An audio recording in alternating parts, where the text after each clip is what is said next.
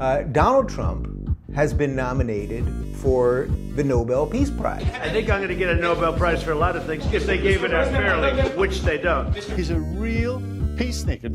If I can be of help, you know that. If I can be of help. For too long, the very heart of the land of Israel has been outrageously branded as illegally occupied territory. Well, today, Mr. President, you are puncturing this big lie. I thought this is what everybody wanted.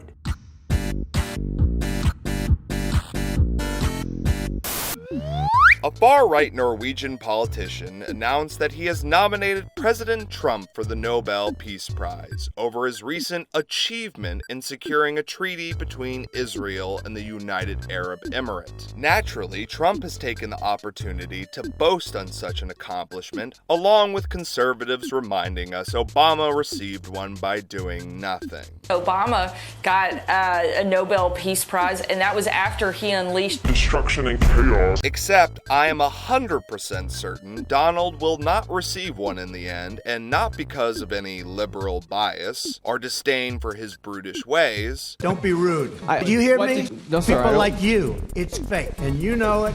Ask the president of Finland a question, please. But rather because the deadline to do so was several months ago, on February 1st.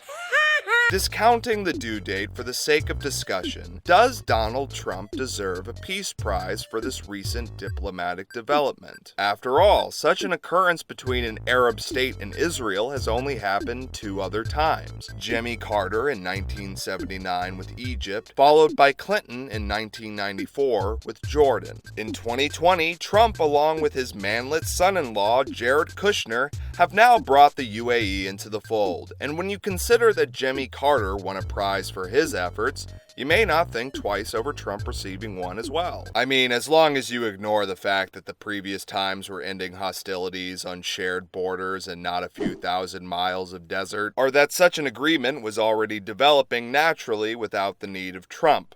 Sure. Why not? While there is certainly much that could be said of Carter and Clinton's pursuit in securing Israel's sovereignty, this new deal from Trump could hardly be considered anything close to a Paragon Act. For this deal is pure chaotic karma by punching Palestine in the face.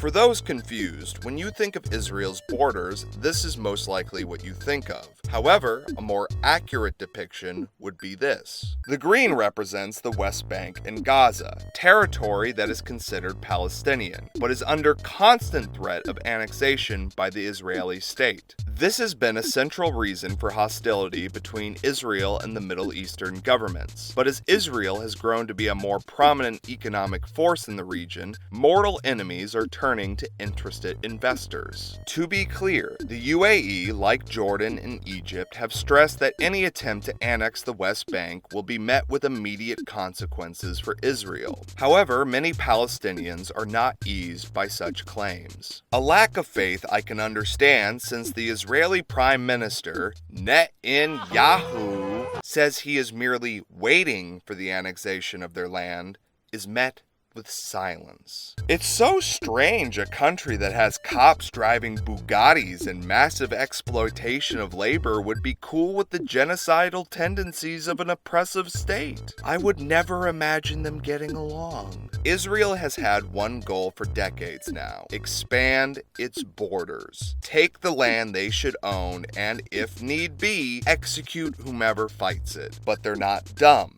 They understand that you cannot simply take land without giving those around you a reason to look away, and there is no better way than money. The U.A.E. is an oil-driven economy, and with dropping oil prices, the regime is looking to transition its economy with the help of Israeli industries. If a deal between Israel and the United Arab Emirates proves immensely profitable, how unlikely is it to theorize that other Arab states will wonder if protecting Palestine is worth the potential gains of working with Israel? In all likelihood, good. A few people are going to make a shit ton of money.